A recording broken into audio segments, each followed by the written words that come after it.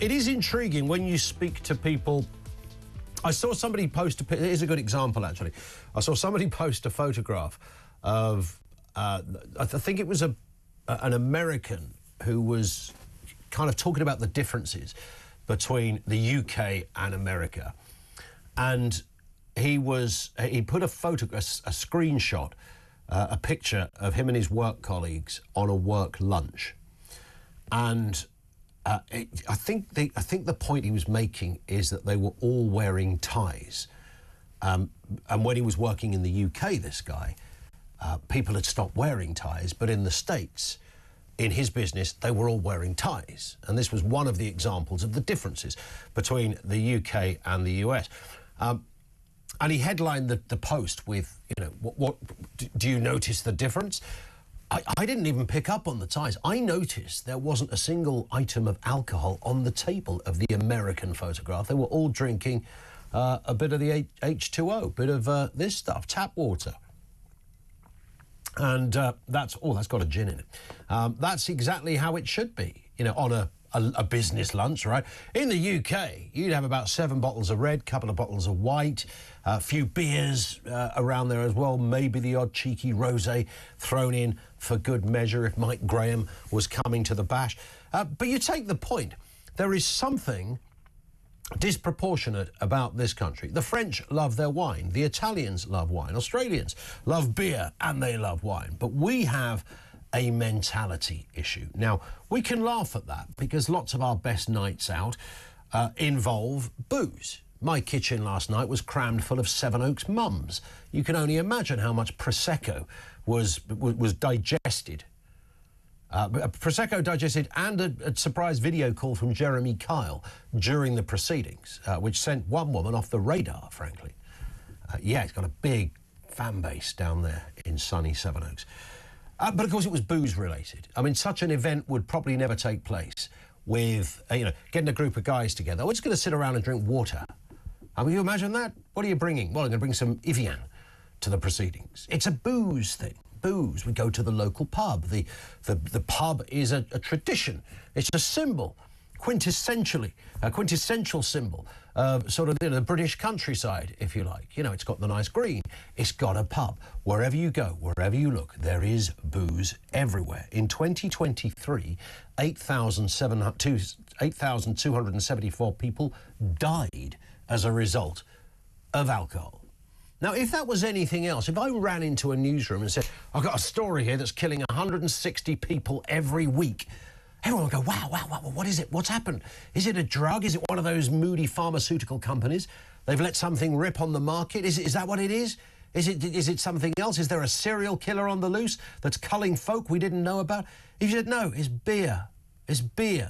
150, 160 people a week are dying because of alcohol. Man, why do we have a problem with this? And that's, by the way, conservative estimates suggest this is the tip of the iceberg. It's likely to be 3 times that amount. And then, of course, there's all the related issues. So even if it doesn't kill you, you know, it's minced up your liver. It's played havoc with your neurological system. You're shaking like a homeless whippet on a daily basis because of the alcohol withdrawal thing. So we've got a big issue and a big problem with alcohol. There's a couple of things I want to ask here on this. Number one is the basic question: why do we have an alcohol problem? I remember seeing a woman on Charing Cross Station. Oh, so I haven't told the mate. I haven't even told Finn this, by the way, yet. Yesterday, how I've just thought of this is crazy, bearing in mind what we're talking about. Yesterday, I'm taking the dog for a walk, and I stumbled across a fella laying in the road. And as I see him, it's sort of what is that, a dustbin bag in the road, is it? Oh, it's a bloke. And then another couple came along, and he'd cut his head, this guy. His bag was all over the place. He was about, I'd say, mid-60s.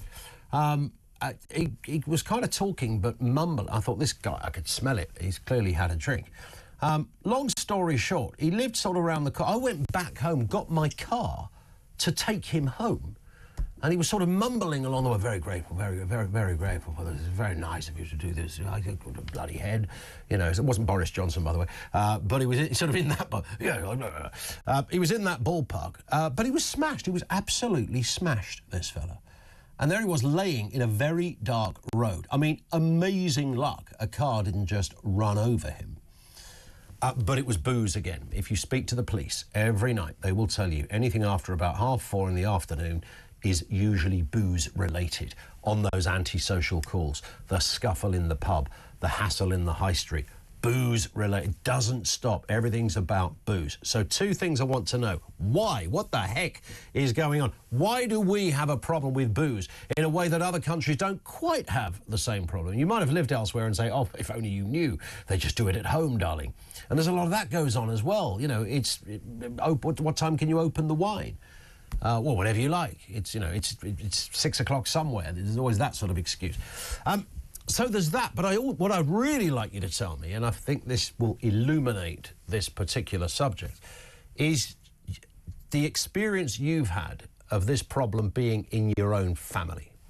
So the old man, your son, your mum, could be your nan, who had a problem that almost killed them or did because of alcohol, just because of booze.